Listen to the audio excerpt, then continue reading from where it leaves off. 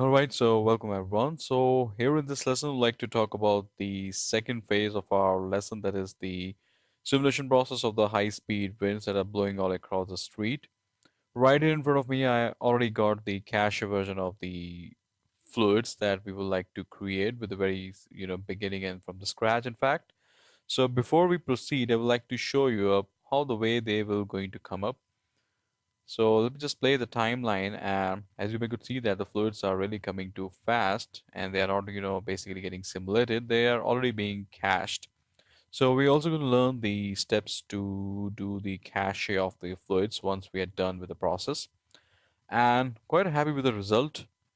The only downside is that we do not have the environment to support these dust because, for such kind of an atmosphere, one is also required to have lots of dust as well as the blockage of the visibility of the sky and all of the buildings. So what we're going to do here is that we could switch on the hardware fog. That will going to, help you in the process of achieving the realism. Let me just put them down a little bit more. And then we are again continued to simulate the fluids. The processes here is really going to be very simple because now I'm not going to utilize the high detail solver grid of the Maya fluids.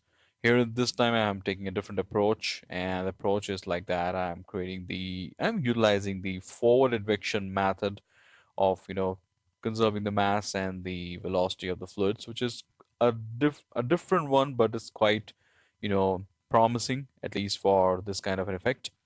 However, I do not recommend you, guys, to utilize the high detail solve because that will be computationally too much heavier. And if in this case also, I'll select the fluid and say Control A, I can see that I do have a lot of big grids also. No doubt I am utilizing the boundary X both, boundary Z both, but still we do have 400 base resolutions. This is actually quite high, whereas my base resolution is still 150. However, I do recommend that if you have a good PC, power, processor, graphics, and RAM, you could take that thing to about 200 or maybe 225 or maximum by 250.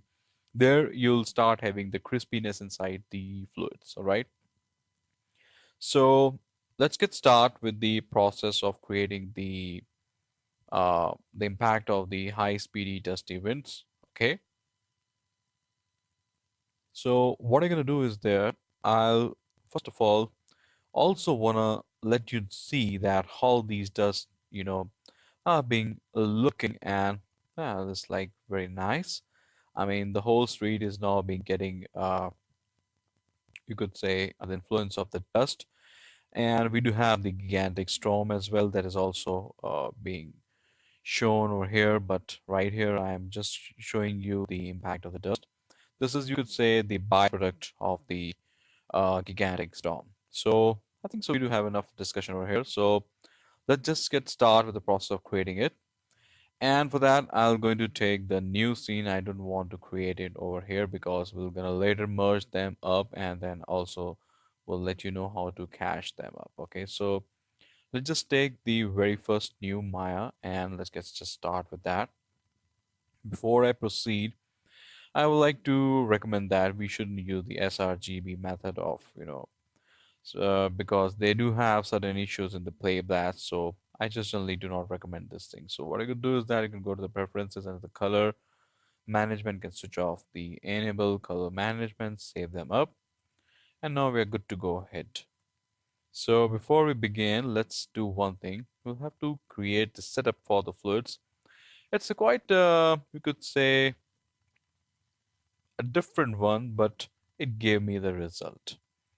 The case is that I'm taking the plane over here, and then I would like to utilize the RAM texture, provided it should have some noise and of course some change inside the noise U and V pattern. Then we're going to animate that up, and from those white streaks of the textures we would be emitting the fluid. So that's the story. Okay, no more confusions, don't worry, I'm going to show you up. So what are you going to do here? First take the Lambert. And I also have to get used to such with the new texturing and shading nodes of the Maya. And I'm really gonna miss the old ones. No problem. So let's go to the 2D textures and take out the ramp. It's a very simple process. Out color to the color. Press Control A. Take that thing to the none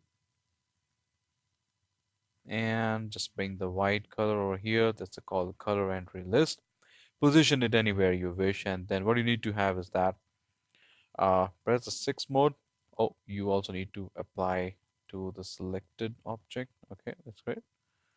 And there is an issue, the issue is that sometimes when you are working with viewport 2.0, however, I acknowledge that maximum of the time you'll be working over here. Sometime it just show you some sort of the jitters, another white line will get duplicated over there. That's, I think so, is a bug. And thanks that it's not coming over here. But if in any case it comes, and then just switch back to the default viewport and then start working over there again. So how are we going to control it? We need to work upon the noise. That's a very nice thing. And we do have the fantastic V wave as well. So with that, we are good to get started. And I think so. We are almost done with the process. Noise is quite good. And what we could do is that we could just, adjust it uh, like in that way. I just, told you. So this would be the area, or you could say the sample point from where the fluid will going to get emitted. So what we need to do else, we may could, make it a little bit more uh, comfortable, like you could play around with the noise, can distract a little bit further, so you may could add very, very nice details of the dust. Again, depends, how would you like to make it. It's just like, icing the cake, so the more you work over here, the better you'll get the look and feel. So the last point would be to play around with the translation of the frame. That means we're going to utilize the V attributes and be careful to give it the -1, not the positive one. So the case should be, let me switch to the 150 frame, and we could give the key from frame first. And at the last frame, we could give it to, let's say, -5 and set key. So once we close this one, and if we have to play, you may could see that these streaks are coming and that will going to emit the fluids. All right, I think just because of some interpolations, it's been getting slow. We don't need to have that as well. So what we could do here is that, uh, no problem. We could go to the graph editor and we need to select the ramp as well, I guess. So let me just give some linear instead of that. So that there shouldn't be any slowdown. However, I don't think so that really gonna affect it, but still, we would like to make that thing pretty linear, like the way they start, the way they end. No ease-ins, no outs. Okay, so that's pretty much good. And if you wish to add some few more another streaks, you may could do, but I recommend that these two are quite good and you may not need to have any other things because they may could, add so frequent um, fluids, so that may could affect and destroy the rhythm, or you may could say the aesthetic sense of the fluids that are blowing all across the streets. Okay, so I guess that's a good starting point, and well, we are required to create the fluid emitter and all such things. So I think so we should get started from the new lesson. Okay, so I'm taking pause over here. Let's see you in another lesson.